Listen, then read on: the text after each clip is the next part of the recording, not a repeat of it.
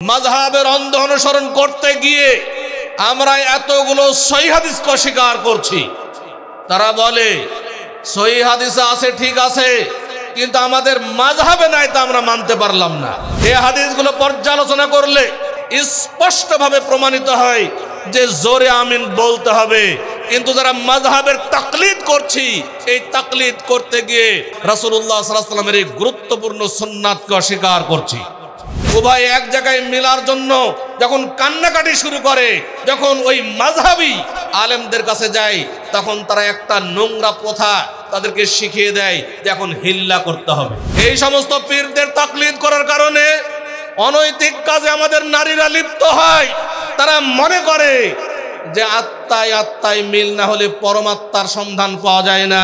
মাযহাবের অন্ধ অনুসরণ করতে গিয়ে রাসূলুল্লাহ সাল্লাল্লাহু আলাইহি ওয়াসাল্লামের অনেক গুরুত্বপূর্ণ সুন্নাতকে অস্বীকার করে। আত্মাহারিক টিভি, ওহির আলোয় উদ্ভাসিত জীবনের জন্য। আহলে হাদিস আন্দোলন বাংলাদেশ ব্যক্তি পূজাকে অস্বীকার করে, তাকলিদে শাখসি বা ব্যক্তি পূজাকে হারাম মনে করে। কিন্তু অন্যান্য ইসলামী সংগঠন তারা তাকলিদ করছে, ব্যক্তির অন্ধ অনুসরণ করতে গিয়ে ইসলাম বিরোধী কর্মকাণ্ডে লিপ্ত হচ্ছে। যারা তাকলিদ করি তারা দুই ধরনের তাকলিদ করে থাকি, এক জাতীয় তাকলিদ, দুই বিজাতীয় তাকলিদ। জাতীয় তাকলিদ করতে গিয়ে আমরা মাযহাবের অন্ধ অনুসরণ করছি এবং মনে করছি মাযহাবের অনুসরণ করা ফরজ। আহলে হাদিস আন্দোলন বাংলাদেশ যদিও মাযহাবকে অস্বীকার করে না, অবিশ্বাস করে না, কারণ মাযহাব হলো ইজতিহাদের নাম। যুগে যুগে যতগুলো মুজতাহিদ এসেছেন তারা ইসলাম নিয়ে গবেষণা করেছেন, তারা যেই গবেষণা রেখে গেছেন সেগুলোকে এক একটা মাযহাব বলা হয়।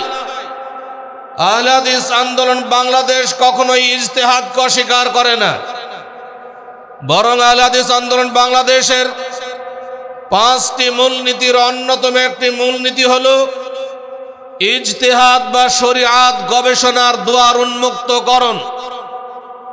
অতএব ইজতিহাদকে আমরা স্বীকার করি, কিন্তু আমরা এটাও বিশ্বাস করি প্রতিটি মুজতাহিদের ইজতিহাদ ভুল হতে পারে। যখন কোনো ইজতিহাদ পবিত্র কোরআন এবং সহিহ হাদিসের বিপরীত হবে, তখন আহলে হাদিস আন্দোলন বাংলাদেশ পবিত্র কোরআন এবং সহিহ হাদিস, যেহেতু এটা আল্লাহর ওহী, অতএব সেটাকে অভ্রান্ত বলে বিশ্বাস করে এবং মাযহাবের মুজতাহিদিনগণ অবশ্যই ভুল করতে পারেন এটাও বিশ্বাস করে।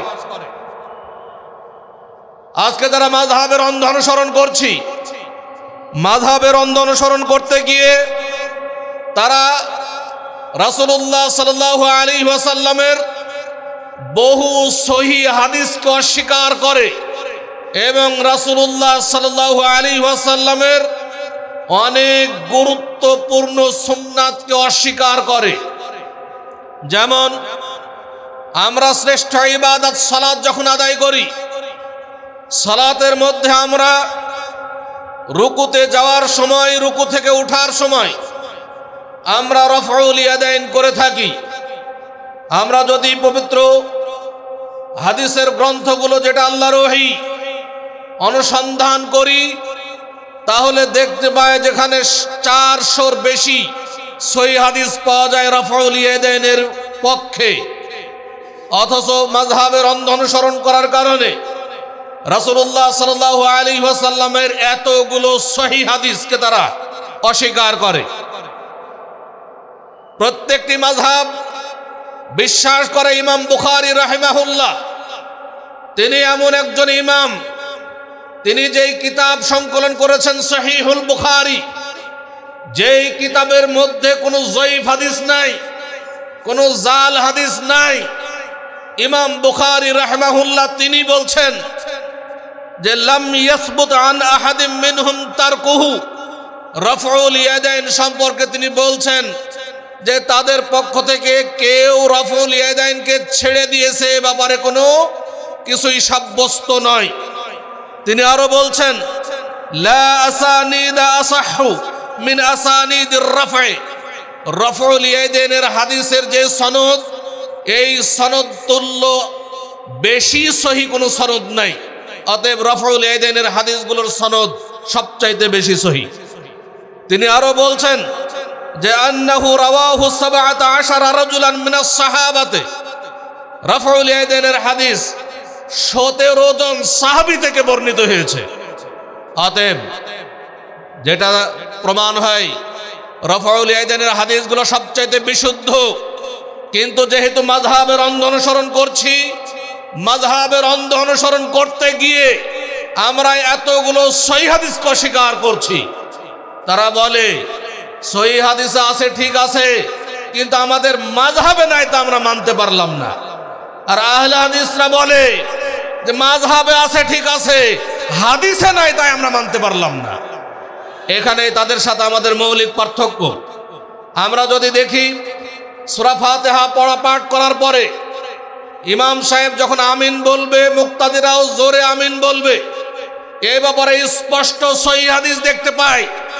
রাসূলুল্লাহ সাল্লাল্লাহু আলাইহি ওয়াসাল্লাম বলছেন যে কানা রাসূলুল্লাহ, ওয়াইল ইবনে হুজুর রাদিয়াল্লাহু তাআলা আনহু বলছেন কানা রাসূলুল্লাহ সাল্লাল্লাহু আলাইহি ওয়াসাল্লাম ইযা ক্বরাআ গায়রিল মাগদুবি আলাইহিম ওয়ালাদ-দাল্লিন فقال آمين ورفع بها صوته।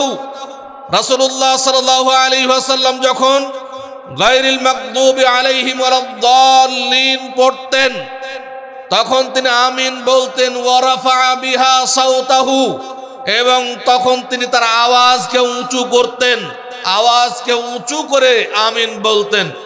আর সহিহুল বুখারীতে হাদিস এসেছে ইযা আম্মানাল ইমামু ফাআমিনু, যখন ইমাম আমিন বলবে তখন তোমরাও আমিন বলো। এই হাদিসগুলো থেকে স্পষ্টভাবে বোঝা যায় যে সূরা ফাতিহা পাঠ করার পরে জোরে আমিন বলতে হবে। রাসূলুল্লাহ সাল্লাল্লাহু আলাইহি ওয়াসাল্লামের আরেকটা হাদিস যেটা আমরা দেখতে পাই, তিনি বলছেন মা হাসাদাতকুমুল ইয়াহুদু আলা শাইইন মা হাসাদাতকুম আলা সালামি ওয়াত তামিন, ইহুদিরা তোমাদের সালাম এবং আমিন বলার কারণে যত হিংসা করে, অন্য কোনো ব্যাপারে এত হিংসা করে না। এই হাদিসগুলো পর্যালোচনা করলে প্রমাণিত হয়, স্পষ্টভাবে প্রমাণিত হয় যে জোরে আমিন বলতে হবে। কিন্তু যারা মাযহাবের তাকলিদ করছি, এই তাকলিদ করতে গিয়ে এই সহিহ হাদিসগুলোকে অস্বীকার করে রাসূলুল্লাহ সাল্লাল্লাহু আলাইহি ওয়াসাল্লামের এই গুরুত্বপূর্ণ সুন্নাতকে অস্বীকার করছি। আমরা জানি মসজিদে প্রবেশ করতে গেলে 2 রাকাত সালাত আদায় করতে হয়, কিন্তু তারা বলে, যারা মাযহাবের অনুসরণ করছে, তারা বলছে যে ইমাম যখন খুতবা শুরু করবে তখন কোনো সালাত আদায় করা চলবে না। যদি কেউ নতুন মসজিদে আসে, সে কখনোই 2 রাকাত সালাত আদায় করতে পারবে না। অথচ এখানে হাদিস স্পষ্ট আমাদের সামনে। রাসূলুল্লাহ সাল্লাল্লাহু আলাইহি ওয়াসাল্লাম জুমার খুতবা দিচ্ছিলেন। সুলাইক আল গাতাফানি তিনি যখন মসজিদে প্রবেশ করলেন, বসে পড়লেন, রাসূল সাল্লাল্লাহু আলাইহি ওয়াসাল্লাম তাকে জিজ্ঞেস করলেন, এই তুমি সালাত আদায় করেছো কিনা? তিনি বললেন যে না, আল্লাহ রাসূল সাল্লাল্লাহু আলাইহি ওয়াসাল্লাম সালাত আদায় করিনি। তখন রাসূলুল্লাহ সাল্লাল্লাহু আলাইহি ওয়াসাল্লাম তাকে নির্দেশ দিলেন, কুম ফারকা রাকাতাইন, এই তুমি দাঁড়াও, 2 রাকাত সালাত আদায় করো। তিনি 2 রাকাত সালাত আদায় করলেন।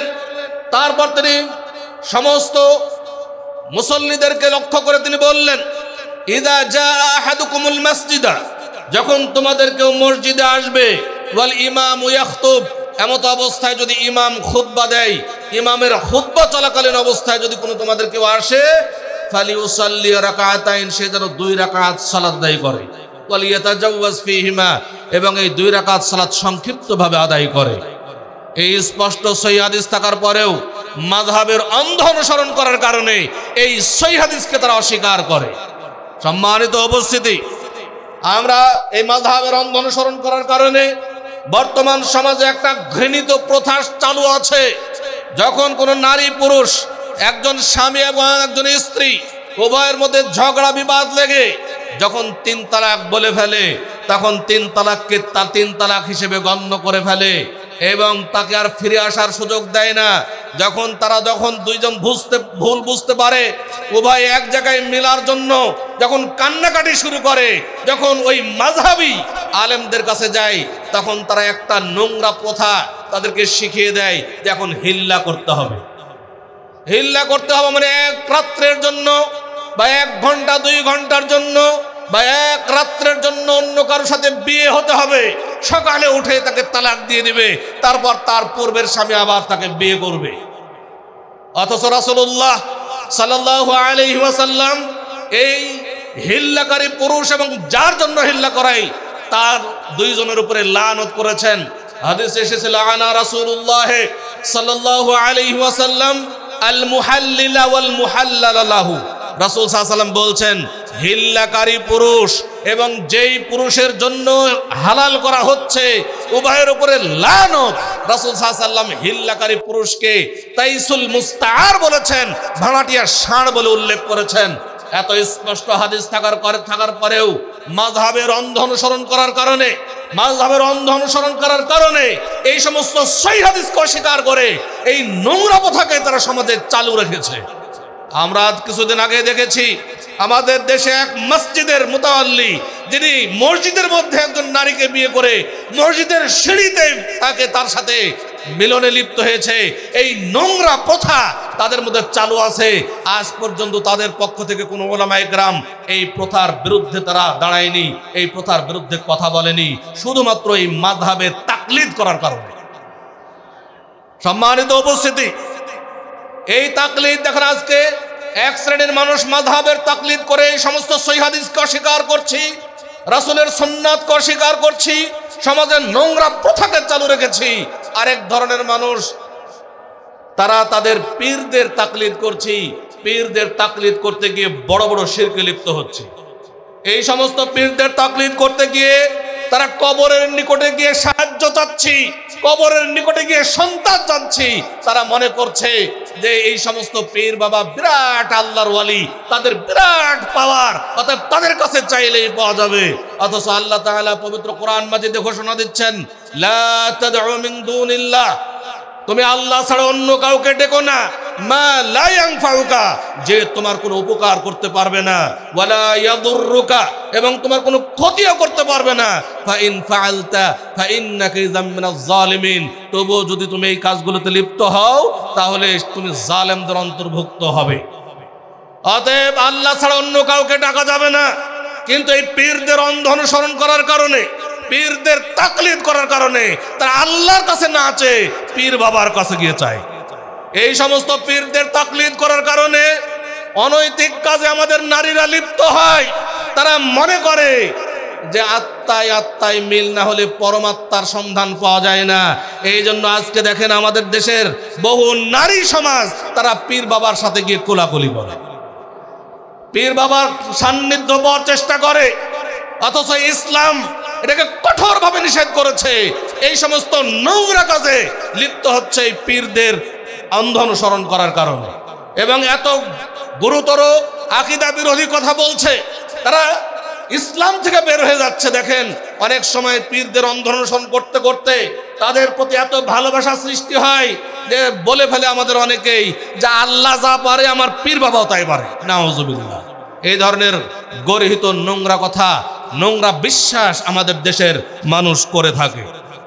এমনকি দুঃখ লাগে, আমাদের দেশের যারা আলেম সমাজ রয়েছে, যারা তাদের মাদ্রাসাগুলোতে বুখারী পড়ায়, মুসলিম পড়ায়, যারা কোরআনের তাফসীর পড়ায়, তারাও আবার বক্তব্য যখন দেয় পীরদের অন্ধ অনুসরণ করার কারণে তারা বলে, বক্তব্যের মাধ্যমে তারা প্রকাশ করে, যার পীর নাই তার পীর শয়তান, নাউজুবিল্লাহ। যার পীর নাই তার পীর শয়তান। আহলে হাদিস আন্দোলন বাংলাদেশ বলে, যার পীর আছে সেই একটা বড় শয়তান। সম্মানিত উপস্থিতি, এই পীর